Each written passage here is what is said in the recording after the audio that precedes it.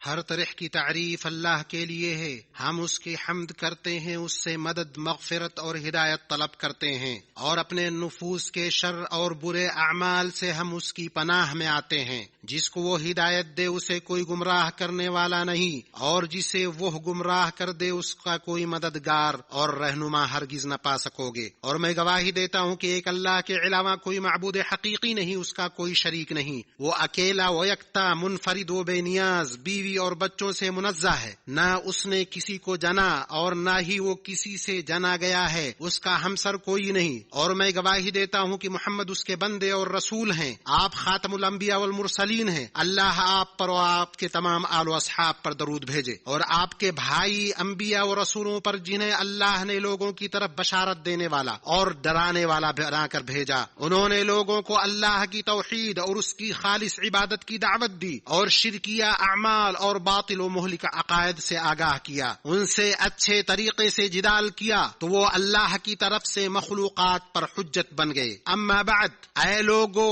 اللہ کا کما حقہ تقوی اختیار کرو، اس کے تقوی میں ہر عظیم خیر ہے، اس کی پکڑ اور سزا سے بچو، وہ بڑا دردناک ہے، اور اس کی مغفرت اور خوشنودی کی طرف سبقت کرو۔ اس نے تمہیں ایک عظیم امر کے لیے پیدا کیا ہے اور ایک بڑے کام کے لیے تیار کیا ہے، تمہیں اپنی معرفت و عبادت کے لیے پیدا کیا ہے اور اپنی توحید و اطاعت کا حکم دیا، اور تمہارے لیے ایک وقت مقرر کیا جس میں تم اکٹھا ہوگے تاکہ تمہارا اور تمہارے آپسی معاملات کا فیصلہ کرے۔ وہ بندہ ناکام و نامراد ہوا جسے اللہ نے اپنی ہر شے پر محیط رحمت سے باہر کر دیا، اور زمین و آسمان جیسی وسعت والی جنت سے اسے نکال دیا۔ کل امان اسے حاصل ہوگا جو ڈرا اور تقوی شعار رہا، اور تھوڑے کو زیادہ کے بدلے،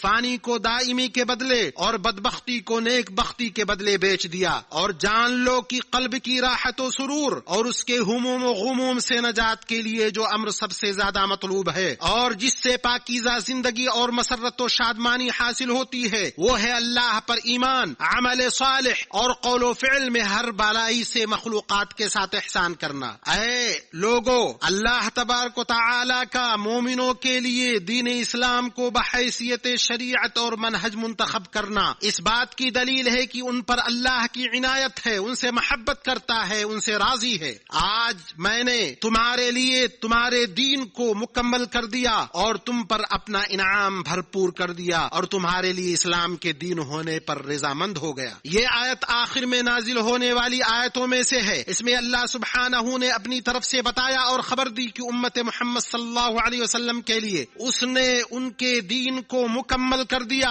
اور ان پر اپنی نعمت تمام کر دی، اور ان کے لیے اسلام کو بحیثیت دین پسند کر لیا۔ پتہ چلا کہ اللہ نے اس آیت کے ذریعہ دین مکمل کیا اور نعمت پوری کی، اور کفار کو مایوسی ہاتھ لگی کہ وہ دین اسلام کو نقصان پہنچائے یا اس میں کمی یا رد و بدل کریں، کیونکہ اللہ نے اس کے مقدر میں کمال اور بقا لکھ دیا ہے اور اس کی حفاظت و نگہداشت کی ذمہ داری لی ہے۔ ہم نے ہی اس قرآن کو نازل کیا ہے اور ہم ہی اس کے محافظ ہیں۔ اللہ نے اپنے تنزیل محکم میں بیان کر دیا کہ محمد صلی اللہ علیہ وسلم کی رسالت کامل و شامل ہے، تمام آسمانی رسالتوں کی آخری کڑی ہے۔ اسے دے کر ایسے رسول کو بھیجا جنہیں اس نے طاہر و مطہر بنایا، چنا اور مقرب کیا، انسان و جنات کی طرف بشیر و نذیر اور کائنات کے لیے رحمت و روشن چراغ بنا کر بھیجا، اور ان پر ایسی کتاب اتاری جو پچھلی کتابوں کی تصدیق کرنے والی اور ان کی محافظ ہے، ان پر ایسی وحی نازل کی جو عقل و فطرت کو مخاطب کرتی ہے اور زندگی کے تمام گوشوں یعنی فرد اور خاندان، معاشرہ اور ملک کی زندگی کو شامل ہے۔ اس نے خالق کے ساتھ انسان کے تعلق کو منظم کیا، اسی طرح مسلمان کا اپنے مسلمان بھائی کے ساتھ، مسلمان کا غیر مسلم کے ساتھ، حتیٰ کہ مسلمان کا حیوان کے ساتھ، بولنے والی اور بے زبان دنیا کے تمام افراد کے ساتھ تعلق کو منضبط کیا اور تمام مشکلات کو حل کیا، اور ہر چھوٹے بڑے امور یہاں تک کہ انسان حاجت کیسے پوری کرے سب کا نظام بنایا۔ تو وہ ذات جس نے آخری آسمانی نظام کو اتارا اور اس کے ذریعہ تمام نظام نظاموں کو منسوخ کیا اسی ذات نے دنیا بنائی، اور اس میں جو کچھ ترقیاں اور تبدیلیاں جدید تقاضے رونما ہوئے اور ہونے والے ہیں ان کا علم رکھتا ہے۔ چنانچہ اس نے اسلام کو ایسا نظام بنایا جو عدل کے دائرے میں اللہ کی خشیت اور تقوی کے سائے میں آنے والی تمام چیزوں کو شامل ہے۔ بس کسی مسلمان کے لیے جائز نہیں کہ وہ تصور کرے کہ یہ دین ہماگیر نہیں، یا اسے تکملہ، اضافہ یا کمی یا ترتیب یا ترقی کی ضرورت ہے، تو یہ غلط تصور ہے جو اسلام کی حقیقت کے خلاف ہے۔ تو امت مسلمہ کی ذمہ داری ہے کہ اپنے اوپر انعام کرنے والی ذات کا شکر ادا کرنے کی کوشش کرے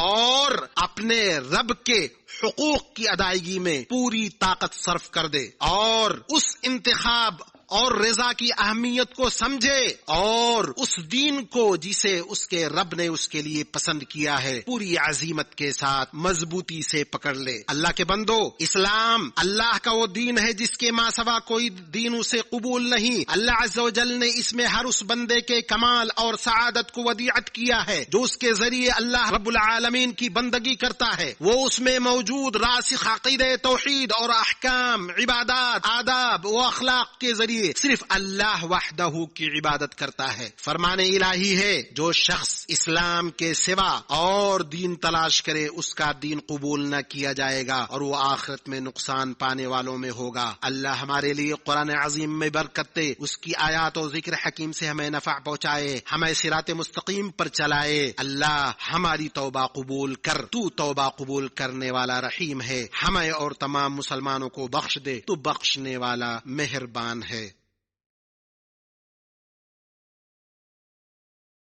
ہر طرح کی تعریف اللہ کے لیے، راتوں و دنوں کی تدبیر کرنے والا، مہینوں اور سالوں کو چلانے والا، کمال و تمام سے منفرد، بادشاہ، عیوب سے پاک، امن دینے والا ہے۔ میں اس کی ایسی حمد کرتا ہوں جو دائمی ہو، بتوں کا انکار کرتے ہوئے اس کی وحدانیت کا اقرار کر رہا ہوں، اور میں گواہی دیتا ہوں کہ ایک اللہ کے علاوہ کوئی حقیقی معبود نہیں، اس کا کوئی شریک نہیں، اور میں گواہی دیتا ہوں کہ ہمارے نبی محمد اس کے بندے اور رسول ہیں۔ جو دیگر مہینوں کے بنسبت رمضان میں خصوصی طور پر نماز، تلاوت، صدقہ، نیکی اور احسان کا اہتمام کرتے تھے، اے اللہ ان پر درود بھیج اور ان کے پاک باز آل و اصحاب پر جنہوں نے اپنی نفسانی خواہشات پر اللہ کی رضا کو ترجیح دی تو دنیا سے اجر لے کر رخصت ہوئے، اور ان کی کوشش کی قدر کی گئی، اور قیامت تک بہت زیادہ سلامتی نازل کر۔ اما بعد، اے مسلمانوں، اللہ سے ڈرو اور جان لو کہ تھوڑے دن باقی بچے ہیں جب ہم خیر کے موسم اور ایسے زمانے کا استقبال کریں گے جس میں سبقت لے جانے والے مقابلہ آرائی کرنے والے ہیں۔ وہ آنے والا معزز اور مکرم مہمان ہے، دلوں کو جس کے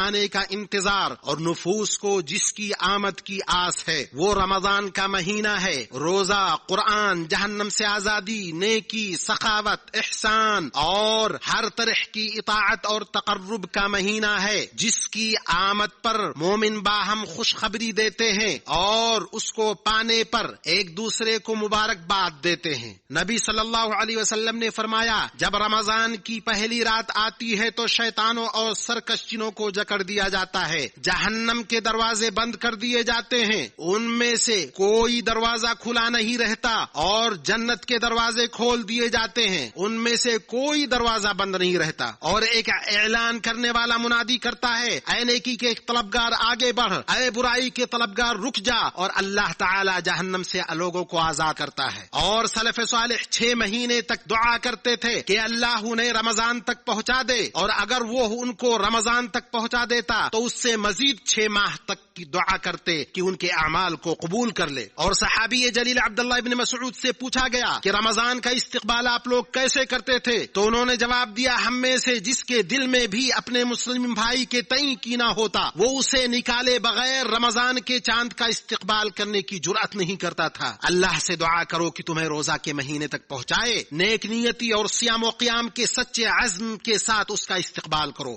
عمل کی طاقت اور صحت کی نعمت کو غنیمت سمجھو۔ کتنے مسلمان ہیں جن کی تمنا ہے کہ رمضان کا روزہ رکھیں اور قیام کریں، لیکن وہ بیماری کی وجہ سے نہیں کر پاتے. کتنے مسلمان ہیں جن پر شیطان حاوی ہے، وہ زمین پر سرگرداں ہیں. کتنے مسلمان ہیں جو غم کے آنسو بہا رہے ہیں کہ انہیں بیت اللہ تک پہنچنے کی طاقت نہیں. اور کتنے لوگ ہیں جن پر ان کی خواہشات غالب ہیں اور انہیں غفلت و نسیان میں مبتلا کر رکھا ہے. وہ کہتے ہیں کہ وہ مسلمان ہیں لیکن اسلام کے شعائر پر عمل کرنے سے دور ہیں. تو اللہ کی نعمتوں کا شکریہ ادا کرو اور اللہ اور اس کی رسول کی طاعت میں محنت کرو اور امن و استقرار پر اللہ کا شکر بجا لاؤ کہ تم اپنے دین کے شعائر کو اللہ کے گھروں میں عزت و افتخار کے ساتھ ادا کر رہے ہو. اور اللہ کی نعمتوں کا شکریہ ادا کرو اور اللہ اور اس کے رسول صلی اللہ علیہ وسلم کی طاعت میں محنت کرو. اپنی صحت سے اپنے مرض کے لیے، اپنی مالداری سے غریبی کے لیے، جوانی سے بڑھاپے کے لیے، زندگی سے موت کے لیے، فراغت سے مشغولیت کے لیے توشہ لے لو. میں تمہیں اس مہینے کے آداب کو اپنانے، اس کا احترام کرنے، اس کے حق کی ادائیگی، اللہ کی رحمت و احسان کو حاصل کرنے کی نصیحت کرتا ہوں. یہ مہینہ ایک موقع ہے جس کی بھرپائی نہیں، آدمی اس جیسا مہینہ نہیں پا سکتا. اے اللہ اس مہینے تک پہنچنے کی ہمیں توفیق دے اور ایمان کے ساتھ اجر کی امید کرتے ہوئے اس کے صیام و قیام کی توفیق بخش اور ہمیں جہنم سے آزاد کر اور اپنی رحمت و رضامندی سے ہمیں کامیاب کر اور ہم سے اور تمام مسلمانوں سے قبول کر. جو کچھ تو نے ہم پر فرض کیا ہے اس کی انجام دہی پر ہماری مدد فرما اور زیادہ سے زیادہ درود و سلام بھیجو ہمارے نبی محمد صلی اللہ علیہ وسلم پر. اللہ نے اپنی کتاب کریم میں ہمیں اس کا حکم دیا، فرمایا اللہ اور اس کے فرشتے نبی پر درود بھیجتے ہیں. اے ایمان والو تم بھی ان پر درود و سلام بھیجا کرو. رسول اللہ صلی اللہ علیہ وسلم نے فرمایا جو شخص ایک بار مجھ پر درود پڑھتا ہے اللہ تعالی اس پر 10 رحمتیں نازل کرتا ہے. اے اللہ درود و سلام اور برکت نازل کر اپنے چنیدہ روشن چہرے دمکتے پیشانی والے محشر میں شافع و مشفع اپنے بندے و رسول پر اے اللہ راضی ہو جا. خلفائے اربعہ ائمہ حنفاء ابو بکر عمر عثمان علی رضی اللہ عنہم سے اور اپنے نبی صلی اللہ علیہ وسلم کے بقیہ تمام صحابہ آپ کے طیب و طاہر اہل بیت سے اور تابعین سے ان کی قیامت تک اچھی پیروی کرنے والے سے اور ہم سے بھی اپنے جود و کرم اور احسان سے اے ارحم الراحمین. اے اللہ ہمارے وطنوں میں ہمیں امن و امان سے نواز. ہمارے امام اور ولی امر خادم حرمین شریفین شاہ سلمان بن عبد العزیز اور ولی عہد شہزادہ محمد بن سلمان کی حفاظت فرما. ان کی مدد کر، ان کی نگہداشت کر، ان کے ذریعے اسلام اور مسلمانوں کو عزت دے، انہیں نیک اور خیر خواہ مشیروں سے نواز. اے اللہ تمام مسلمان حکمرانوں کو کتاب اللہ پر عمل کرنے اور تیری شریعت کو فیصل بنانے کی توفیق دے. اے اللہ ہم سے مہنگائی، وبا، سود، زنا، زلزلوں، مصیبتوں اور ظاہر و باطن برے فتنوں سے دور کر دے. اے اللہ تمام زندہ و مردہ مسلم مرد و خواتین کو بخش دے، ان کی شیرازہ بندی کر دے، ان کے صفوف کو متحد کر دے، ان کے کلمے کو حق پر جمع کر دے. اے اللہ رب العزت والجلال تو ہی ہمارا معبود ہے، تو بے نیاز ہے، ہم فقیر ہیں، تو ہمارے اوپر بارش نازل فرما دے. اے اللہ رب العزت والجلال رحمت کے ساتھ بارش نازل فرما دے. اے اللہ ہمیں سیراب کر دے. اے اللہ رب العزت والجلال تو غفار ہے، تو ہمارے اوپر موسلا دھار بارش نازل فرما دے. اے اللہ رب العزت والجلال اس بارش کے ذریعے ہم کو سیراب کر اپنی تمام مخلوقات کو تو سیراب فرما دے. اے اللہ رب العزت والجلال تو زیادہ سے زیادہ ہمارے اوپر رحم فرما. اے اللہ تو بہت بڑا رحیم ہے، تو بارش کے ذریعے ہم پر رحم فرما دے. اے مسلمانوں زیادہ سے زیادہ تم ذکر کرو، صبح شام اس کی تسبیح خوانی کرو. وآخر دعوانا الحمد للہ رب